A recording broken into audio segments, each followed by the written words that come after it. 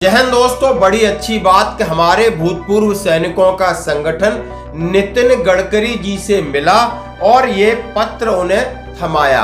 उन्होंने पढ़ा और कहा क्या चाहिए, तो उन्होंने बोला सर इसमें लिखा है हमें सम्मान चाहिए और सम्मान नहीं मिल रहा, इसलिए हम आपके पास आए। उन्होंने पूछा आप यहाँ आए कैसे। यानी दोस्तों आप देख सकते हो नितिन गडकरी जो बहुत बड़े कैबिनेट मंत्री और प्रधानमंत्री पद के दावेदार हैं, और जैसा हम सभी जानते हैं कि टोल टैक्स के ऊपर चाहे आप सर्विंग हैं चाहे रिटायरीज हैं, आपको टोल देना होता है।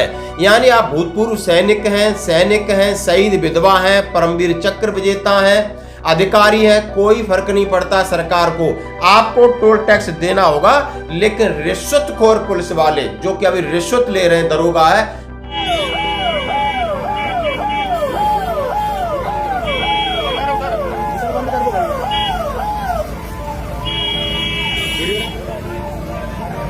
किससे पैसे ले रहे थे ये?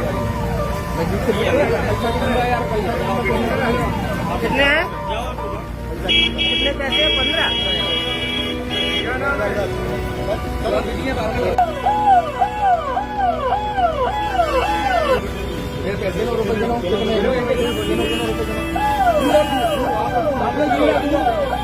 धाक करके जाएगा, कोई टोल टैक्स नहीं लगता। नेता जाएगा नहीं लगेगा, उसके पीछे गुंडे गुर्गे मवाली सब जाएंगे, टोल टैक्स नहीं लगेगा। यानी जो जिसके हाथ में डंडा है, जिससे डर है, उसका टोल टैक्स माफ है। और जो देश के बॉर्डर पर है, चाहे पैरामिलिट्री फोर्सेस के हैं, आर्मड फोर्सेस के जवान है, चाहे आपने कितना भी बड़ा काम किया हो, शहीद हो गए हो, लेकिन टोल टैक्स आपको लगेगा।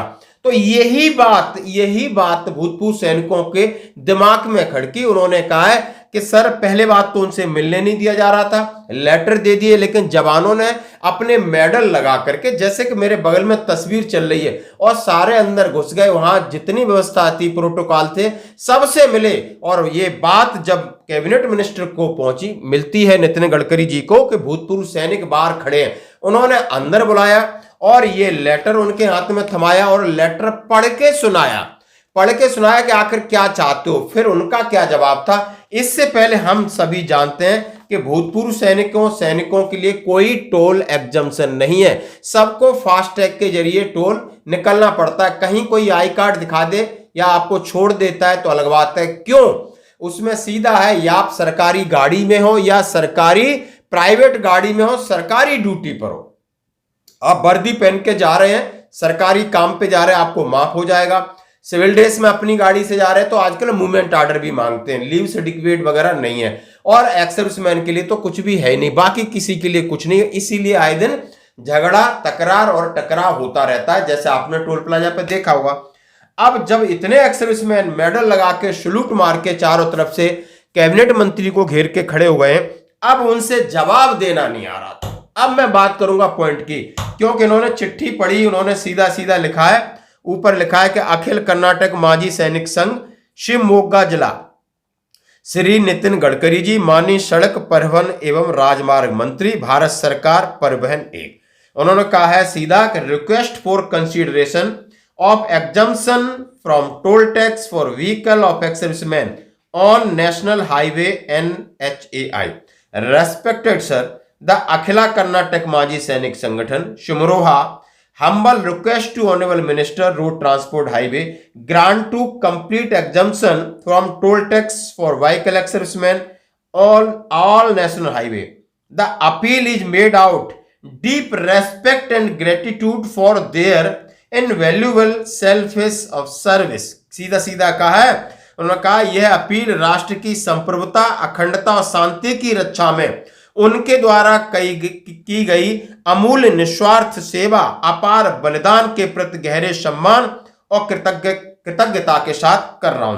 पूर्व सैनिक जो समाज का एक विशिष्ट और महत्वपूर्ण अंग है, अक्सर आर्थिक तंगी का सामना करते हैं, अक्सर यात्रा करते हैं, जिससे टोल टैक्स की कुल लागत का एक बड़ा बोझ बन जाती है। यह छूट न केवल वित्तीय राहत प्रदान करेगी, बल्कि भारत सरकार की ओर से उनकी अटूट देशभक्ति, उनके द्वारा सहन की गई कठिनाइयों को स्वीकार करते हुए उनके प्रति कृतज्ञता और सम्मान का गहरा संकेत भी होगी।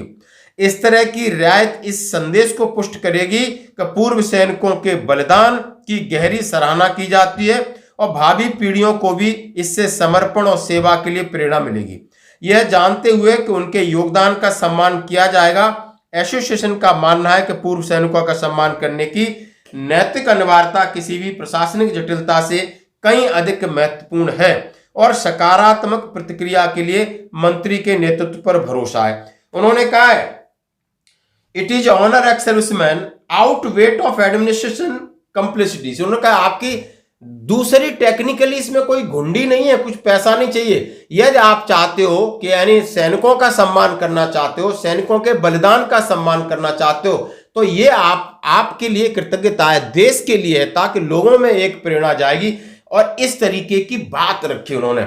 जब पढ़ करके उन्हें सुनाया और समझाया तो उन्होंने कहा आप चाहते क्या? उन्होंने बोला हमें टोल एग्जम्पशन चाहिए, रेस्पेक्ट चाहिए, इसीलिए नहीं कि पैसे की बात अलग है, लेकिन बोला हम इसके ऊपर विचार जरूर करेंगे।